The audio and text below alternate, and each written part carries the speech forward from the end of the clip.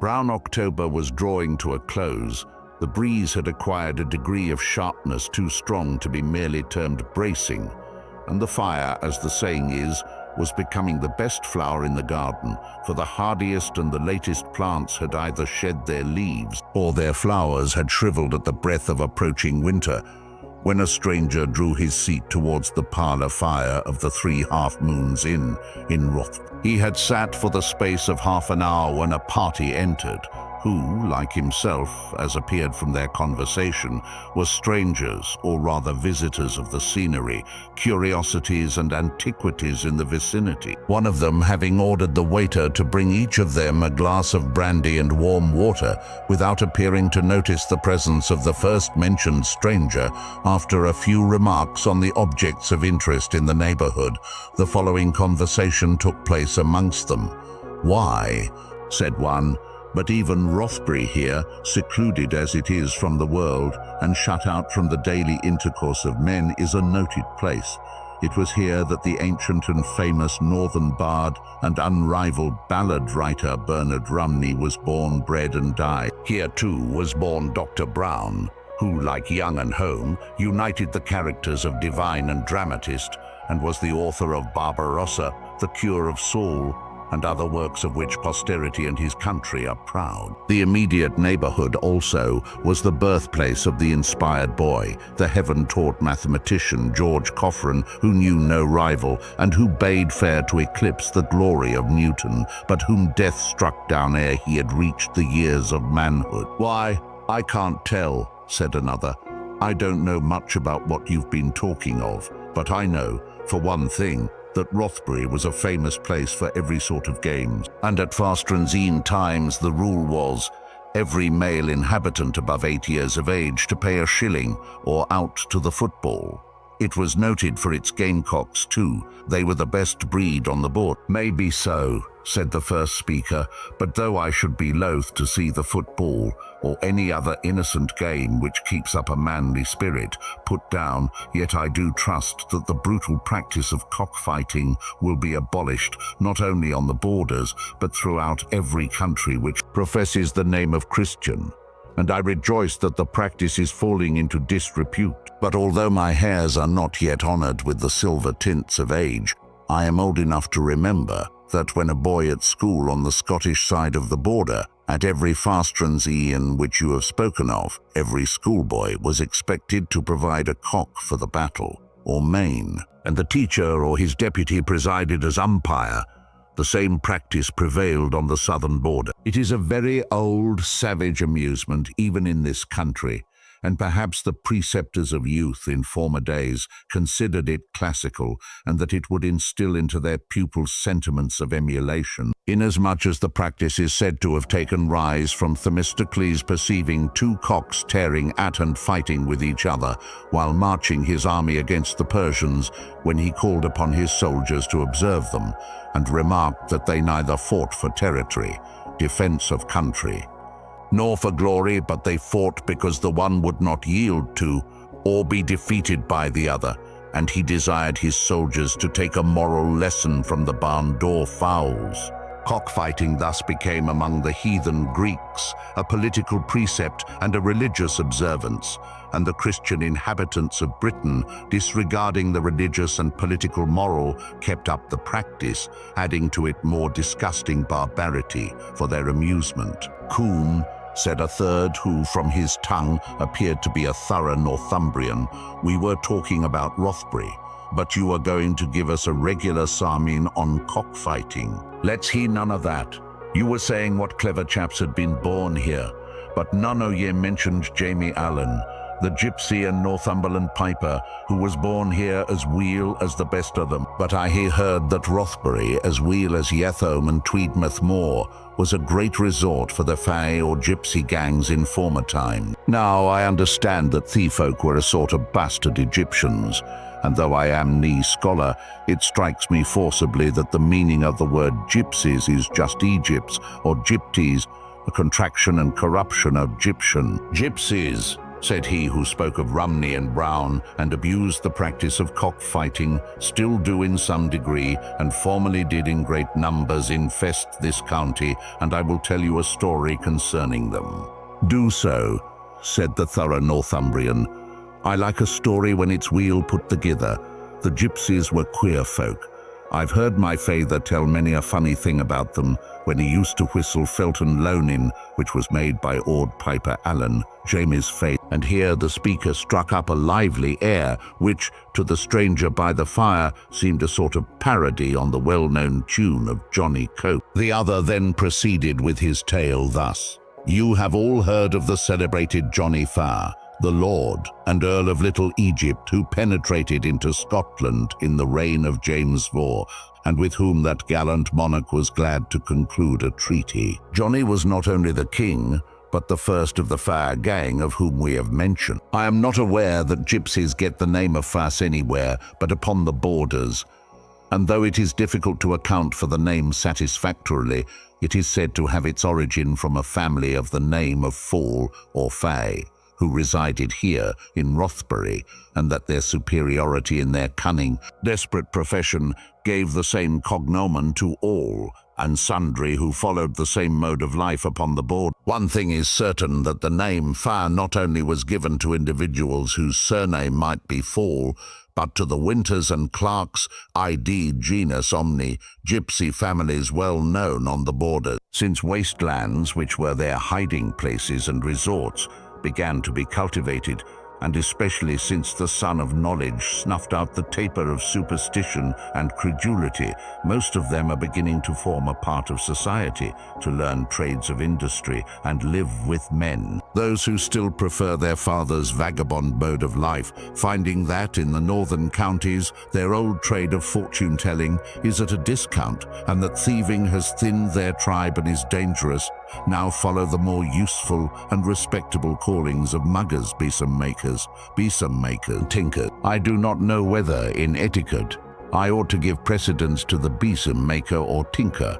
though, as compared with them, I should certainly suppose that the muggers of the present day belong to the Faa aristocracy, if it be not that they, like others, derive their nobility from descent of blood rather than weight of pocket, and that, after all, the mugger with his encampment, his caravans, horses, crystal and crockery, is but a mere wealthy plebeian or bourgeois in the vagrant community. But to my tale. On a dark and tempestuous night in the December of 1628, a Fay gang requested shelter in the outhouses of the Laird of Clennell. The laird himself had retired to rest, and his domestics, being fewer in number than the Faas, feared to refuse them their request. Ye shall have up-putting for the night, good neighbours, said Andrew Smith, who was a sort of major domo in the laird's household, and he spoke in a tone of mingled authority and terror. But, sir, added he, addressing the chief of the tribe, I will trust to your honour that ye will allow none of your folk to be making free with the kye or the sheep or the poultry, that is, that you will not allow them to mistake on ye owe them for your own, lest it bring me into trouble. For the laird has been in a fearful rage at some o' your people lately, and if anything were to be a-missing in the morning, or he kenned that ye had been here, it might be as meikle as my life is worth. Tush, man, said Willie Faa, the king of the tribe, ye dray the death you'll never die. Willie Faa and his folk mourn, live as weel as the Laird o' Clennell, but there's my thumb, not a four-footed thing, nor a feather o' a bird shall be touched by me or my... But I see the light is out in the laird's chamber window. He is asleep and high up among the turrets.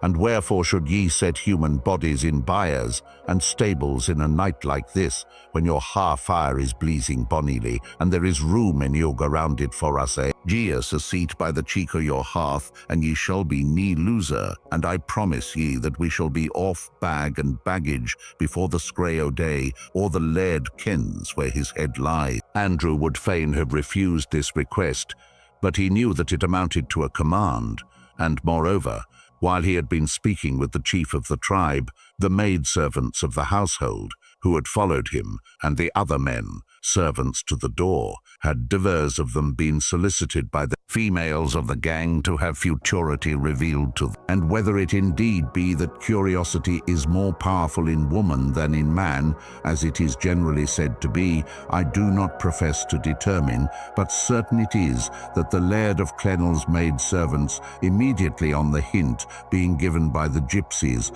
felt a very ardent desire to have a page or two from the Sibylline leaves read to them, at least that part of them which related to their future husbands, and the time when they should obtain. Therefore they backed the petition or command of King Willie and said to Andrew, "Really, Mr. Smith, it would be very unchristian-like to put poor wandering folk into called-out houses on a night like this.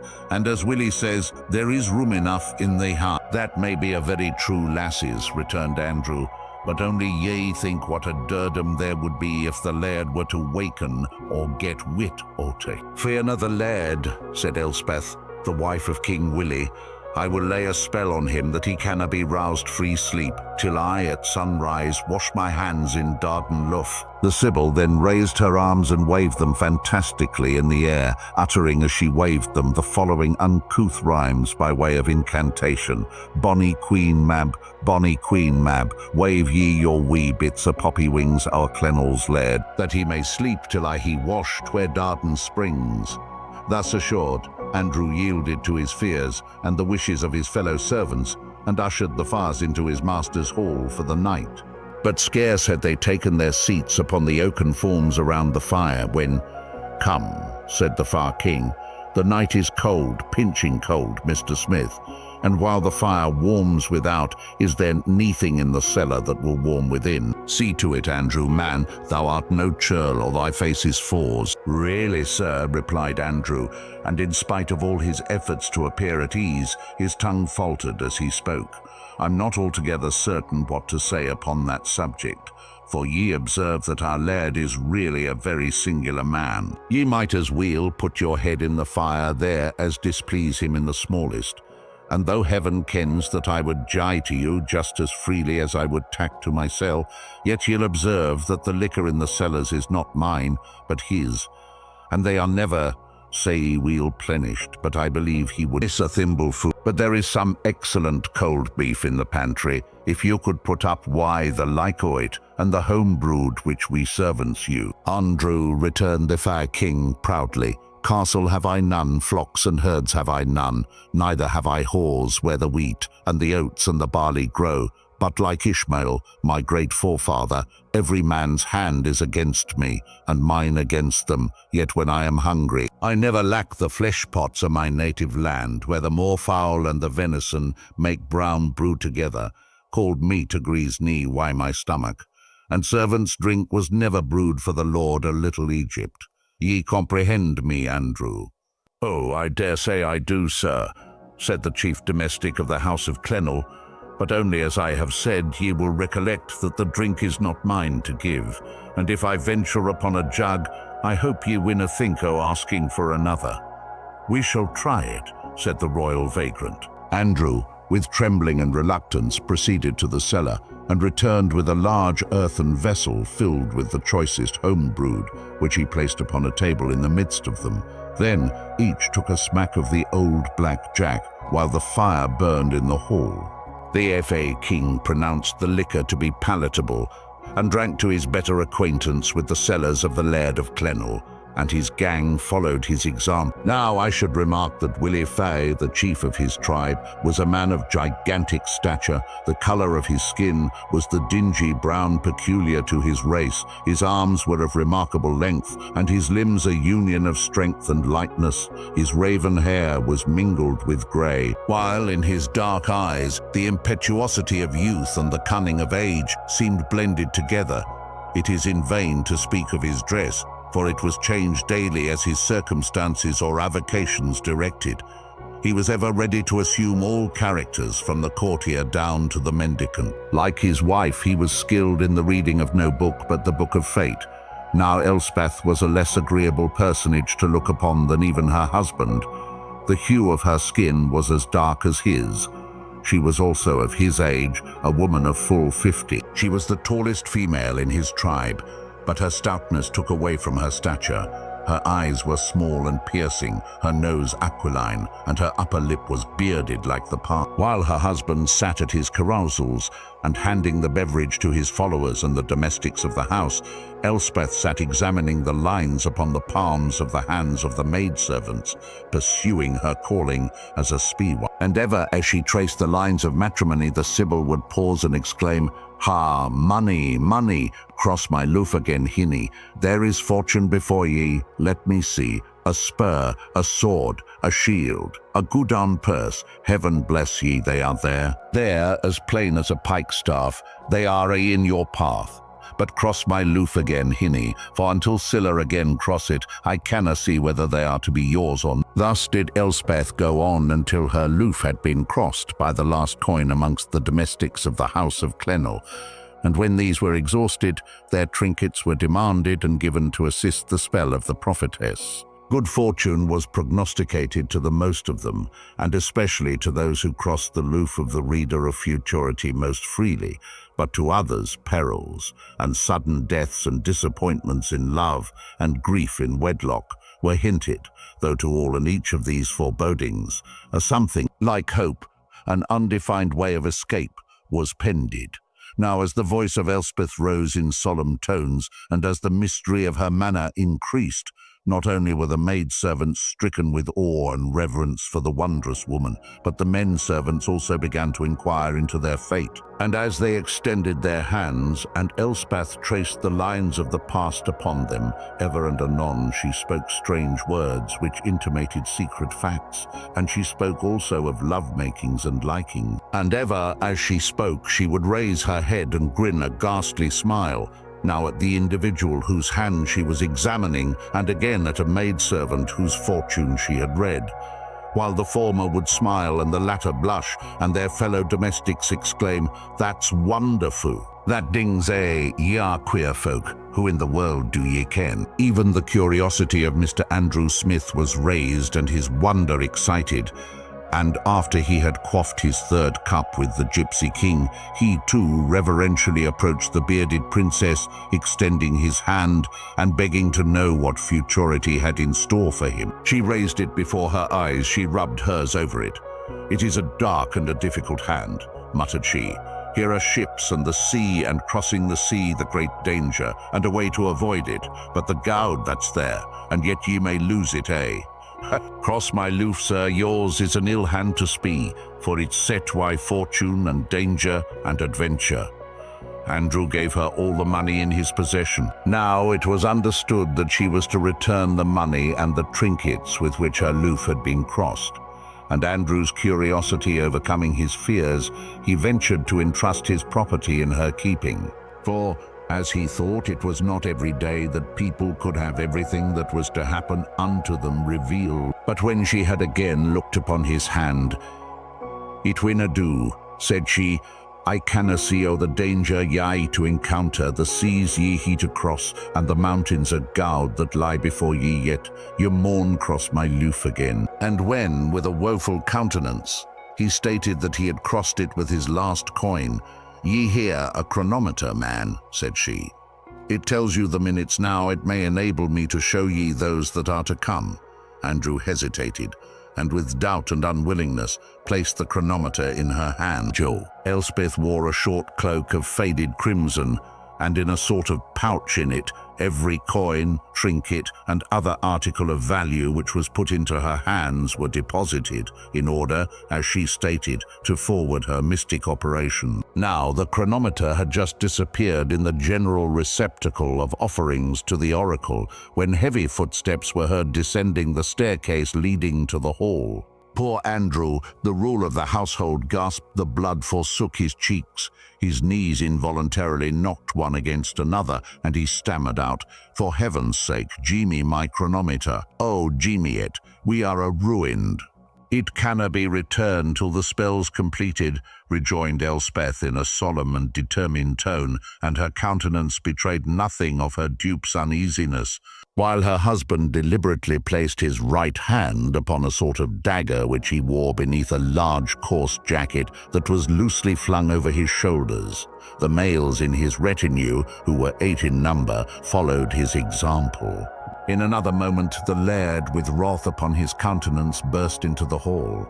"Andrew Smith," cried he sternly, and stamping his foot fiercely on the floor, "what scene is this I see? Answer me, ye robber, answer me. Ye shall hang for it." "Oh, sir, sir," groaned Andrew, "mercy, mercy, oh, sir." And he wrung his hands together and shook exceedingly. "Ye false knave," continued the laird, grasping him by the neck and dashing him from him. Andrew fell flat upon the floor, and his terror had almost shook him from his feet before. "Speak, ye false knave," resumed the laird. "What means your carousin' W-Sicker gang? Ye robber, speak." And he kicked him with his foot as he lay upon the ground. "Oh, sir, mercy, sir," vociferated Andrew in the stupor and wildness of terror. "I canna speak. Ye ha' killed me outright. I am dead, stone dead. But it wasna my blame. They'll a say that if they speak the truth. Out, out, ye thieves, ye gang o' plunderers born to the gallows. Out o' my house," added the laird, addressing Willie Faa and his followers. "Thieves, ye acred loon," exclaimed the Faa king, starting to his feet and drawing himself up to his full height. "Ward as the worm that burrows in the lands of Crenel Car thieves. Thieves, say ye, speak such words to your equals, but no to me. Your forebears came Oiarwai the Norman, invaded the nation and seized upon land. Mine invaded it also, and only laid a tax upon the flocks, the cattle, and the poultry, thieves. Or why what grace do ye speak the word?" "Away, ye audacious vagrant," continued the laird. "Ken ye not that the king's authority is in my hands? And for your former plunderings, if I again find you setting foot upon ground of mine, on the nearest tree ye shall find a gibbet." "Boast away, boast awa, man," said Willie. "Ye are safe here for me, and mine winna harm ye, and it is a Fuji cock indeed that therein a craw in its ain barnyard. But wait until the day when we may meet upon the wide moor, why only twa bits o' steel between us, and see we shall brag then." "Away, instantly away," exclaimed Clennel, drawing his sword and waving it threateningly over the head of the gypsy. "Proud, cold-hearted, and unfeeling mortal," said Elspeth, "will ye turn fellow beings from beneath your roof in a night like this, when the fox darena creep free its hole and the raven trembles on the tree? Out, out, ye witch," rejoined the laird. "Farewell, Clennel," said the Faa king. "We will leave your roof and seek the shelter o' the hillside, but ye shall rue. As I speak, man, ye shall rue it, screamed Elspeth, rising, and her small dark eyes flashed with indignation. "He shall rue it, the bairn unborn shall rue it, and the ban o' Elspeth Faa shall be on Clennel and his kin, until his hearth be desolate and his spirit howl within him like the tempest which this night rages in the heavens." The servants shrank together into a corner of the hall to avoid the rage of their master, and they shook the more at the threatening words of the weird woman, lest she should involve them in his doom. But he laughed with scorn at her words. "Proud, pitiless fool," resumed Elspeth more bitterly than before, "repress your scorn. Whom think ye treat why contempt?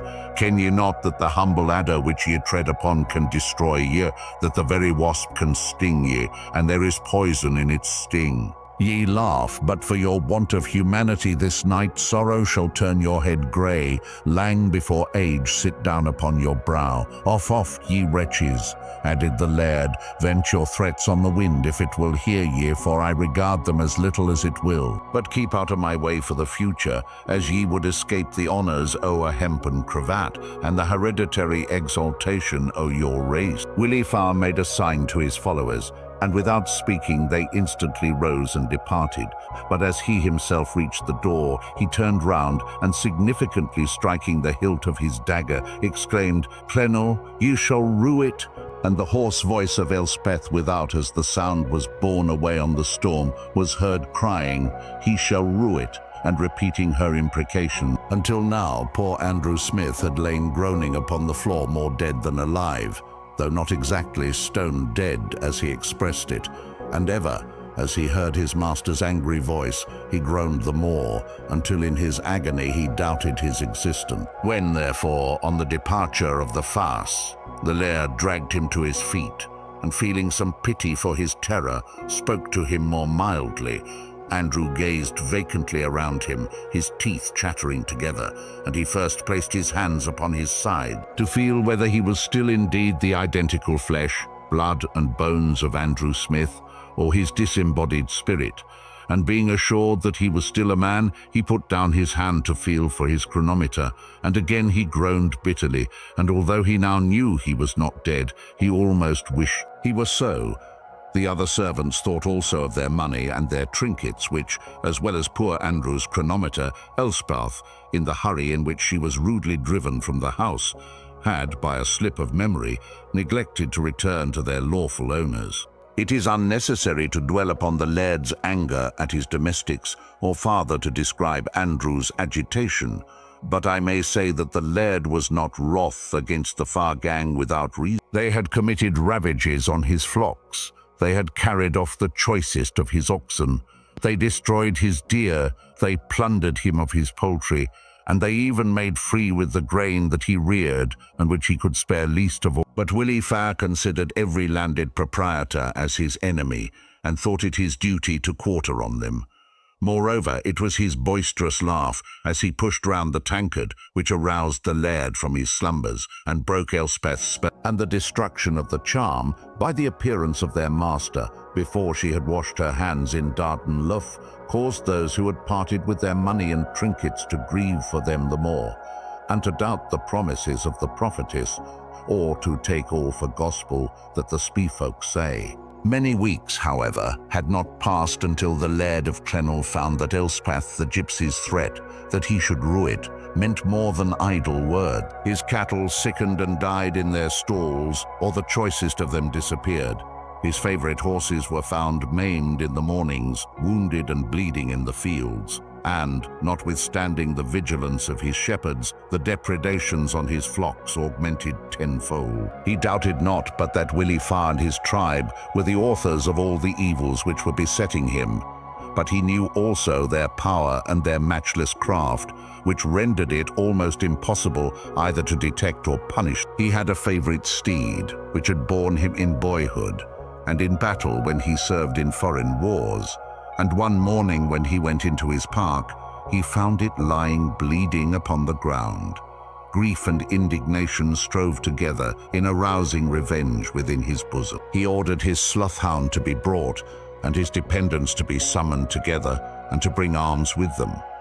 He had previously observed footprints on the ground, and he exclaimed, "Now the fiend take the fuss. They shall find whose turn it is to rue before the sun gee down." The gong was pealed on the turrets of Clennell Hall, and the Kempers with their poles bounded in every direction with the fleetness of mountain stags to summon all capable of bearing arms to the presence of the laird. The mandate was readily obeyed, and within 2 hours 30 armed men appeared in the park. The sleuth-hound was led to the footprint, and after following it for many a weary mile over moss, moor and mountain, it stood and howled, and lashed its lips with its tongue, and again ran as though its prey were at hand, as it approached what might be called a gap in the wilderness between Kehoog and Cloven Crag.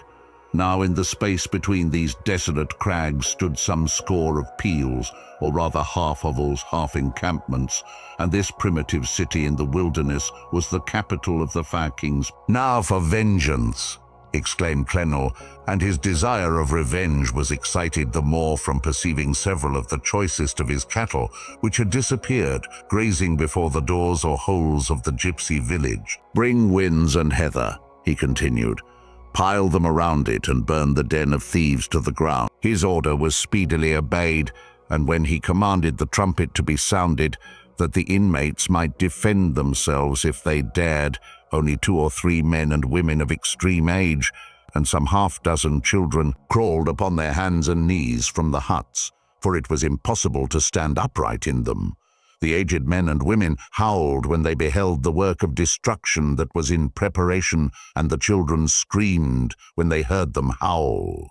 But the Laird of Clennell had been injured, and he turned a deaf ear to their misery. A light was struck, and a dozen torches applied at once. The winds crackled, the heather blazed, and the flames overtopped the hovels which they surrounded, and which within an hour became a heap of smouldering ashes. Clennel and his dependents returned home, driving the cattle which had been stolen from him before them, and rejoicing in what they had done. On the following day, Willie Faa and a part of his tribe returned to the place of rendezvous, their city and home in the mountains, and they found it a heap of smoking ruins, and the old men and the old women of the tribe, their fathers and their mothers, sitting wailing upon the ruin, and warming over them their shivering limbs, while the children wept around them for food.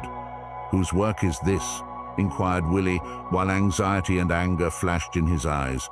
"The Laird o' Clennel, the Laird o' Clennel," answered every voice at the same instant. "By this I swear," exclaimed the king of the Faas, drawing his dagger from beneath his coat. "From this night henceforth he is Laird nor man ni Langa." And he turned hastily from the ruins, as if to put his threat in execution. "Stay, ye madcap," cried Elspeth, following him. "Would ye fling away revenge for half a minute's satisfaction? No, wife," cried he, "nie more than I would sacrifice living a free and a full life for half an hour's hanging." "Stop then," returned she, "and let our vengeance fall upon him, so that it may wring his life away drap by drap, until his heart be dry, and grief, shame, and sorrow burn him up, as he has here burned house and home, O Elspeth Faa and her kindred." "What mean ye, woman?" said Willie hastily. "If I thought ye would come between me and my revenge, I would drive this bit steel through you as goodwill as I shall drive it through him. And ye shall be welcome," said Elspeth. She drew him aside and whispered a few minutes in his ear. He listened attentively. At times he seemed to start, and at length, sheathing his dagger and grasping her hand, he exclaimed, "Excellent, Elspeth, ye have it, ye have it." At this period, the Laird of Clennel was about 30 years of age, and 2 years before he had been married to Eleanor de Vere, a lady alike distinguished for her beauty and accomplishments. They had an infant son, who was the delight of his mother and his father's pride. Now, for 2 years after the conflagration of their little town, Clennel heard nothing of his old enemies, the Faas. Neither did they molest him, nor had they been seen in the neighborhood, and he rejoiced in having cleared his estate of such dangerous visitors. But the Faa king, listening to the advice of his wife, only nursed his wrath to keep it warm, and retired from the neighborhood, that he might accomplish in its proper season his design of vengeance more effectually and with greater cruelty. The infant heir of the house of Clennel had been named Henry, and he was about completing his 3rd year, an age at which children are, perhaps, most interesting, and when their fondling and their prattling sink deepest into a parent's heart, for all is then beheld on childhood's sunny side, and all is innocence and love. Now it was in a lovely day in April, when every bird had begun its annual song, and flowers were bursting into beauty, buds into leaves, and the earth resuming its green mantle, when Lady Clennel and her infant son, who then, as I have said, was about 3 years of age, went forth to enjoy the loveliness and the luxuries of nature in the woods which surrounded their mansion, and Andrew Smith accompanied them as their guide and protector. They had proceeded somewhat more than a mile from the house, and the child, at intervals breaking away from them, sometimes ran before his mother, and at others sauntered behind her, pulling the wild flowers that strewed their path, when a man, springing from a dark thicket, seized the child in his arms and again darted into the wood. Lady Clennel screamed aloud and rushed after him. Andrew, who was coming dreaming behind, got but a glance of the ruffian stranger, but that glance was enough to reveal to him the tall, terrible figure of Willie Faa, the gypsy. There are moments when, and circumstances under which even cowards become courageous, and this was one of those moments and circumstances which suddenly inspired Andrew, who was naturally no hero, with courage. He indeed loved the child as though he had been his own, and following the example of Lady Clennel, he drew his sword and rushed into the wood. He possessed considerable speed of foot, and he soon passed the wretched mother and came in sight of the pursued. The unhappy lady, who ran panting and screaming as she rushed along, unable to keep pace with them, lost all trace of where the robber of her child had fled, and her cries of agony and bereavement rang through the wood. Andrew, however, though he did not gain ground upon the gypsy, still kept within sight of him and shouted to him as he ran, saying that all the dependents of Clennell would soon be on horseback at his heels, and trusting that every moment he would drop the child upon the ground. Still Faa flew forward, bearing the boy in his arm and disregarding the cries and threats of his pursuer.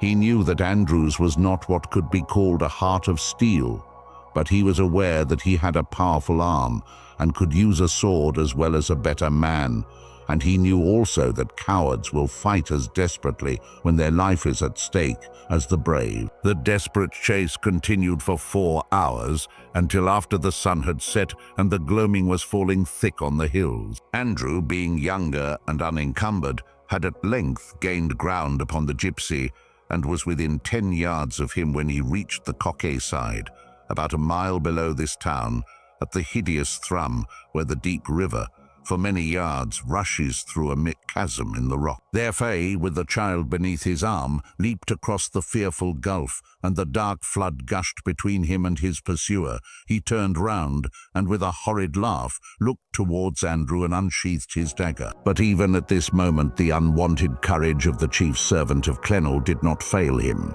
and as he rushed up and down upon one side of the gulf, that he might spring across and avoid the dagger of the gypsy, the other ran in like manner on the other side. And when Andrew stood as if ready to leap, the Faa king, pointing with his dagger to the dark flood that rolled between them, cried, "See, fool, eternity divides us. And for that bairn's sake, ye wretch, I'll brave it," exclaimed Andrew, while his teeth gnashed together, and he stepped back in order that he might spring across with the greater force and safety. "Hold, man," cried the Faa. "Attempt to cross to me, and I will plunge this bonny heir of Clennell into the flood below." "Oh, gracious, gracious," cried Andrew, and his resolution and courage forsook him. "Ye monster, ye barbarian, oh, what shall I do now?" "Go back whence you came," said the gypsy, "or follow me another step and the child dies." "Oh, ye butcher, ye murderer," continued the other, and he tore his hair in agony. "He ye nee mercy." "Sick mercy as your maester had," returned the Faa, "when he burned our dwellings about the ears of the aged and infirm. And O my helpless bairns, ye shall find in me the mercy of the fasting wolf or the tiger when it laps blood." Andrew perceived that to rescue the child was now impossible, and with a heavy heart he returned to his master's house, in which there was no sound save that of lamentation. For many weeks, yea months, the Laird of Clennell, his friends and his servants, sought anxiously throughout every part of the country to obtain tidings of his child, but their search was vain. It was long ere his lady was expected to recover the shock, and the affliction sat heavy on his soul, while in his misery he vowed revenge upon all of the gypsy race.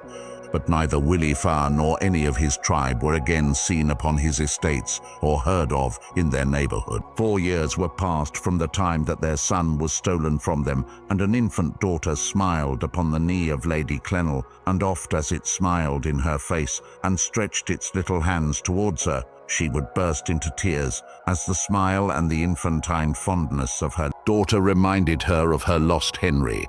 They had had other children, but they had died while but a few weeks old. For 2 years there had been a maiden in the household named Susan, and to her care, when the child was not in her own arms, Lady Clennell entrusted her infant daughter. For everyone loved Susan because of her affectionate nature and docile manners. She was moreover an orphan, and they pitied while they loved her. But one evening, when Lady Clennell desired that her daughter might be brought her in order that she might present her to a company who had come to visit them, unexcusable, though not always a pleasant vanity in mothers, neither Susan nor the child were to be found. Wild fears seized the bosom of the already bereaved mother, and her husband felt his heart throb within him. They sought the woods, the hills, the cottages around. They wandered by the sides of the rivers and the mountain burns, but no one had seen, no trace could be discovered of either the girl or the child.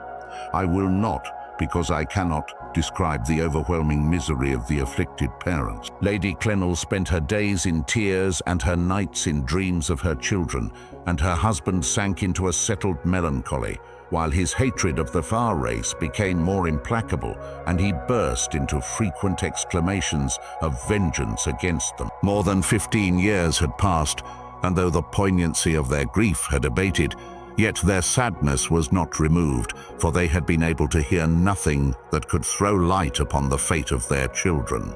About this period, sheep were again missed from the flocks, and in one night the hen roosts were emptied. There needed no other proof that a Faa gang was again in the neighborhood. Now, Northumberland at that period was still thickly covered with wood, and abounded with places where thieves might conceal themselves in security. Partly from a desire of vengeance and partly from the hope of being able to extort from some of the tribe information respecting his children, Clennell armed his servants and, taking his hounds with him, set out in quest of the plunderers.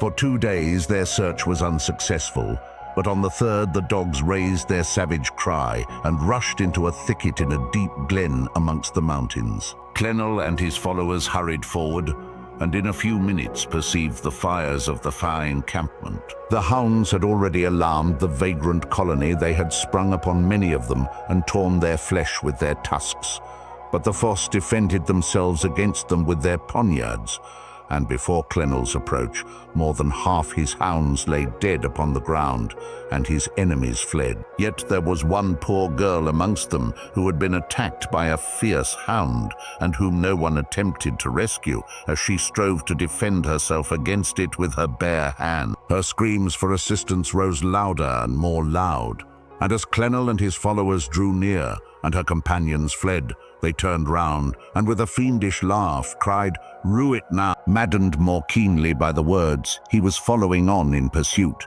without rescuing the screaming girl from the teeth of the hound, or seeming to perceive her, when a woman, suddenly turning round from amongst the flying gypsies, exclaimed, "For your sake, for heaven's sake, Laird Clennell, oh, save my bairn!"